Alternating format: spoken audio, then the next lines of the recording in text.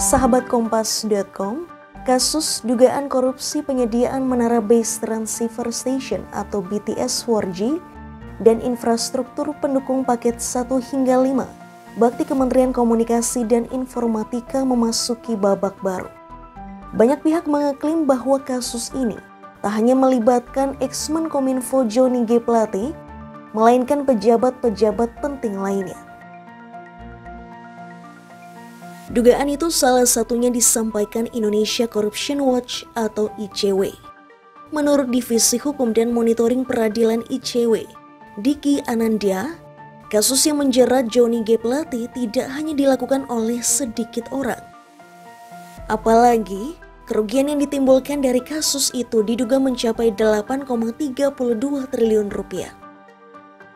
Selain itu, Diki juga menyebut bahwa konsep korupsi itu bersifat terstruktur dan sistematis. Ini artinya, kasus korupsi di Kominfo itu tidak hanya dinikmati Johnny G. Plate atau adanya kemungkinan tersangka selain 7 orang yang sudah ditetapkan Kejaksaan Agung.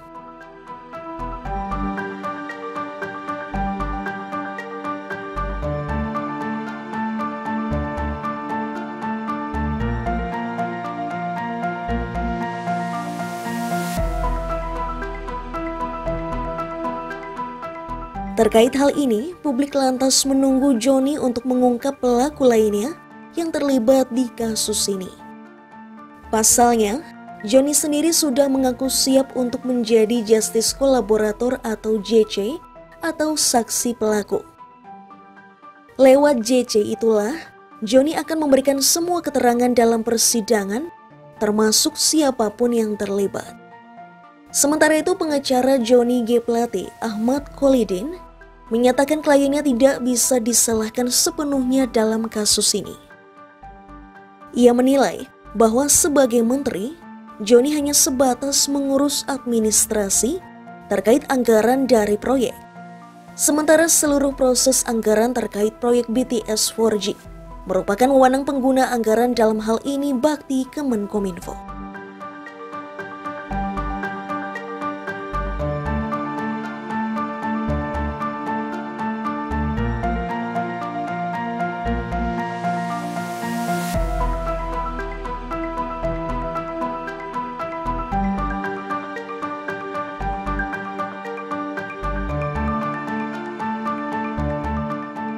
Menanggapi hal ini, Kejaksaan Agung mempersilahkan Johnny G. Plate jika ingin menjadi Justice Kolaborator.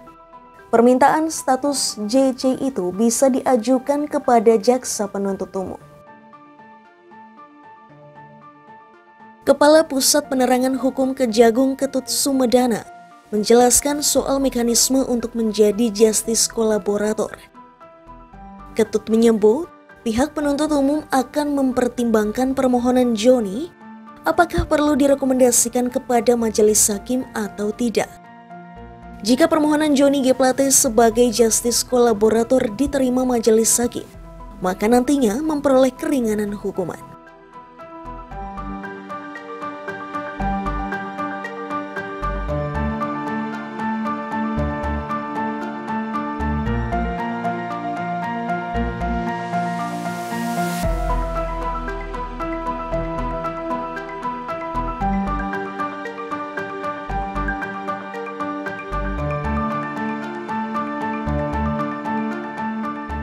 Keinginan Johnny G. Plate menjadi Justice Kolaborator ditanggapi Menko Polhukam sekaligus pelaksana tugas Menkominfo, Mahfud MD. Mahfud mengatakan bahwa hal ini merupakan ranah Kejaksaan Agung. Mahfud mengatakan, seseorang yang mengajukan diri sebagai Justice Kolaborator harus memenuhi proses dan syarat tertentu. Persyaratan tersebut tak memerlukan persetujuan Mahfud ataupun Kementerian Kominfo. Itu biar diurus oleh kejaksaan ya. Jadi kalau Justice Kolaborator atau apa, biar itu ada proses dan syarat-syaratnya sendiri, dan itu pasti dipertimbangkan sendiri oleh kejaksaan. Tidak perlu persetujuan kami, itu urusan hukum gitu. Johnny G. Plate menyatakan bersedia menjadi Justice Kolaborator kepada Kejagung agar kasusnya terbuka. Joni berharap penyidik dapat menjerat pihak-pihak yang turut terlibat. Lantas, apa saja yang menjadi syarat dan hak dari justice kolaborator? Lalu, seperti apa kemungkinan Joni mendapatkan status JC tersebut? Kita akan bahas bersama pakar hukum pidana dari Universitas Al-Azhar Indonesia, Suparji Ahmad. Halo, selamat pagi, Prof. Pagi. Oke, Prof, kita akan langsung bahas saja mantan Menkominfo Johnny G. Plate yang kini menjadi tersangka kasus dugaan korupsi mega proyek menara BTS 4G kabarnya akan mengajukan diri menjadi justice kolaborator. Saya ingin tanya terlebih dahulu, apa saja syaratnya, Prof, untuk menjadi justice kolaborator? Ya, sebelum bicara tentang syarat justice kolaborator, kita awali dengan apa sesungguhnya justice kolaborator.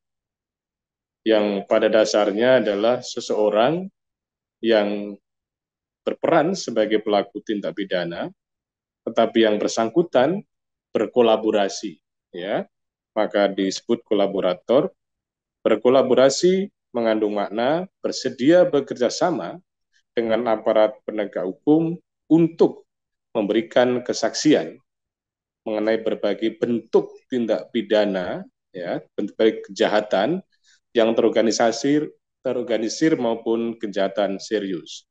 Karena kejahatan korupsi itu kan tidak mungkin ya dilaksanakan oleh satu orang. Maka kemungkinan bisa dilakukan setidaknya 2 orang atau lebih, sehingga dianggap sebagai sebuah kejahatan terorganisir. Dengan demikian, memungkinkan untuk dibongkar pelaku-pelaku yang lain.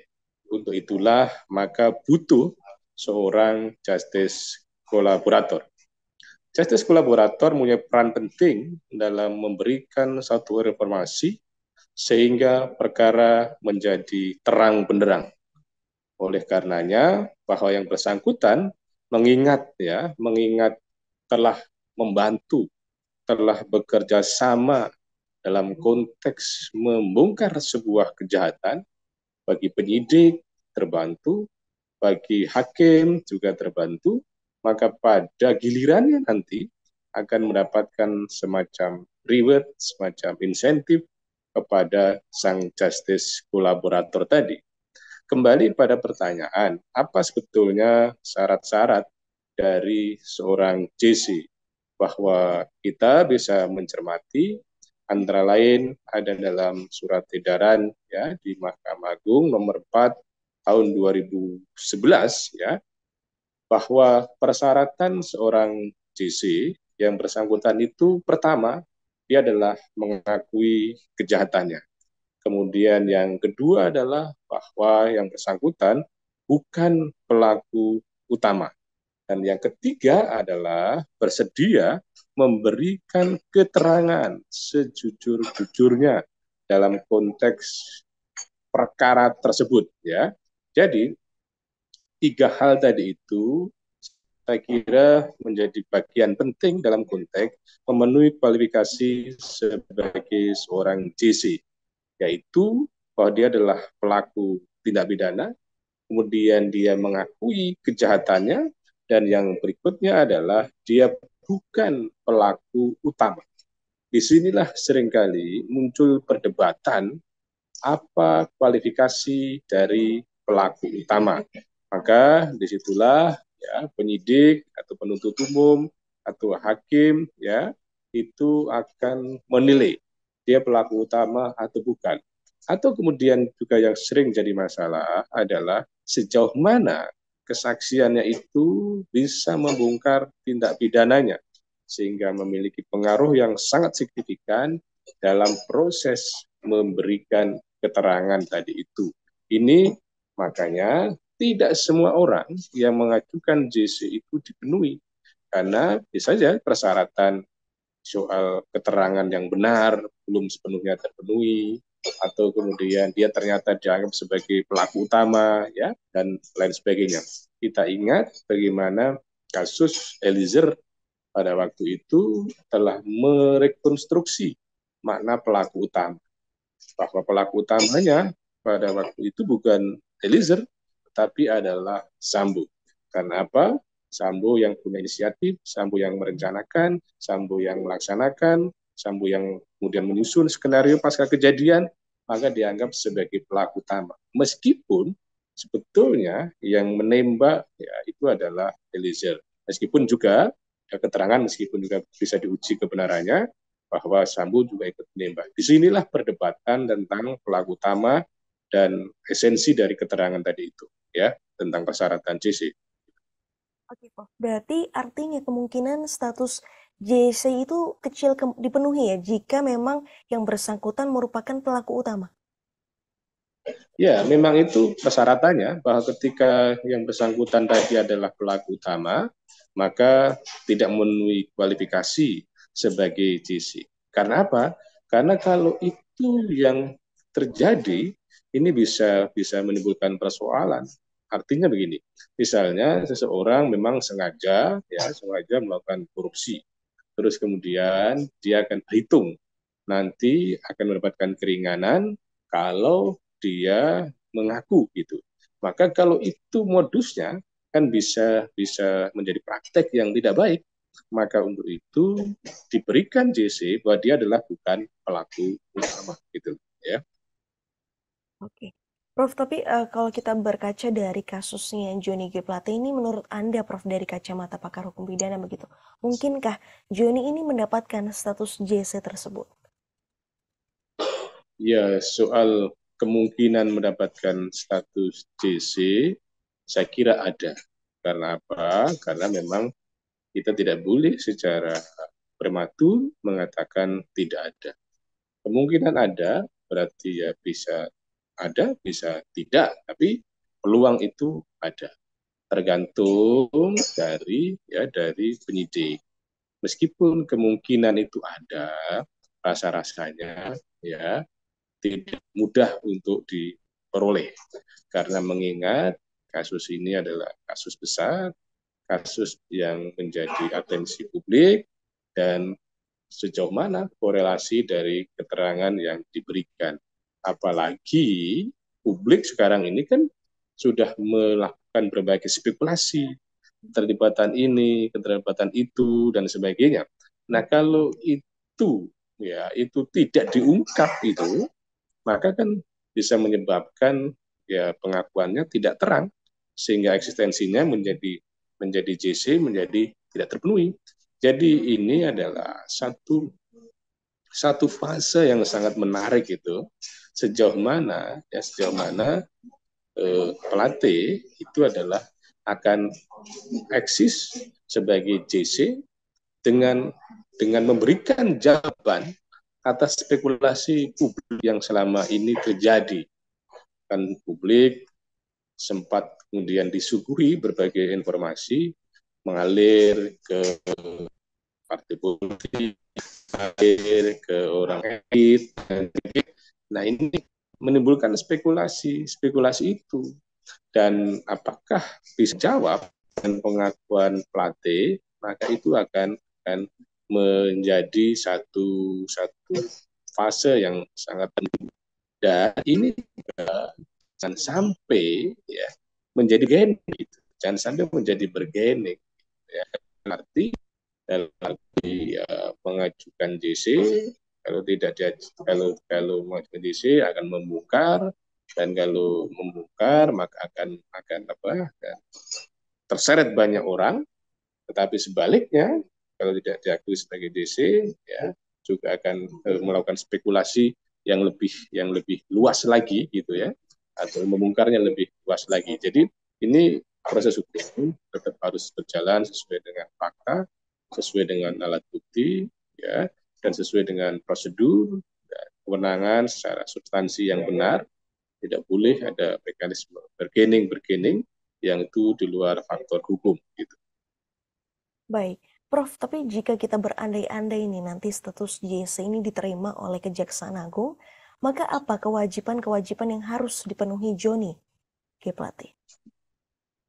Ya, untuk mendapatkan JC, ya, syarat yang harus dilakukan oleh pelatih atau kewajiban yang dilakukan oleh pelatih adalah dia bersedia bekerja sama dengan aparat penegak hukum, bersedia berkolaborasi dengan aparat penegak hukum, bersedia membongkar kasus ini, bersedia membongkar siapapun yang terlibat, bersedia menyatakan kemana aliran dana digunakan. Ini salah satu kewajiban yang harus dilakukan.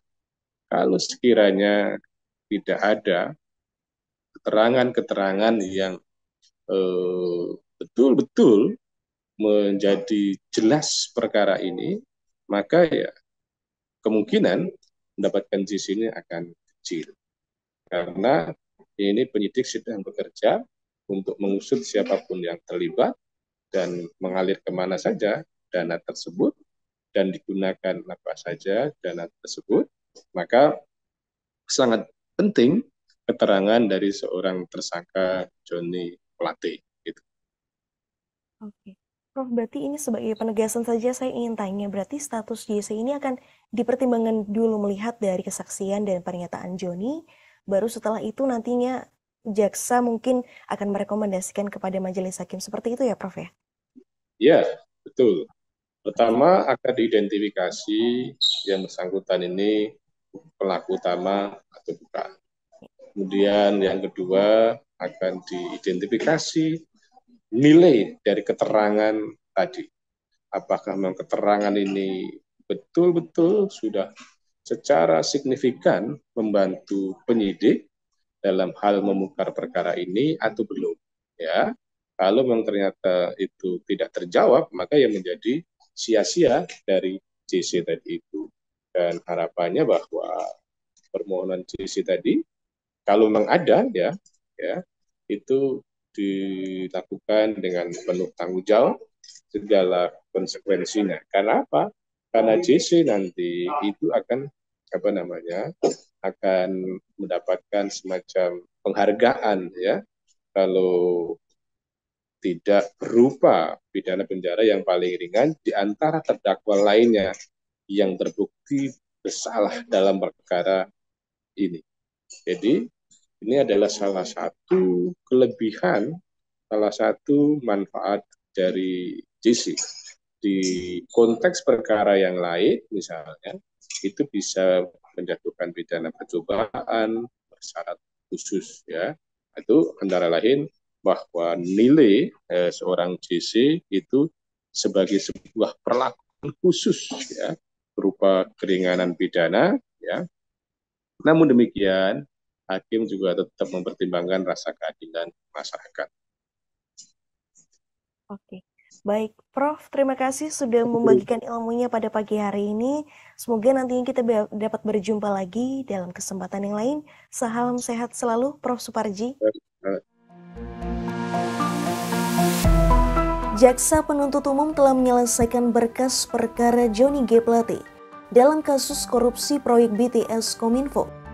Setelah proses serah terima tanggung jawab dan barang bukti ke Pengadilan Tindak Pidana Korupsi, kasus Joni akan segera memasuki tahap pengadilan. Tim pengacara Joni G. Plate sebelumnya memang akan mengajukan gugatan pra-peradilan terkait penetapan tersangka. Namun dengan adanya pelimpahan tahap 2 ini, maka langkah hukum yang disiapkan tim Joni akan dibatalkan. Sebab, jika pra-peradilan tetap didaftarkan, gugatan itu otomatis dibatalkan karena perkara Joni sudah disidangkan.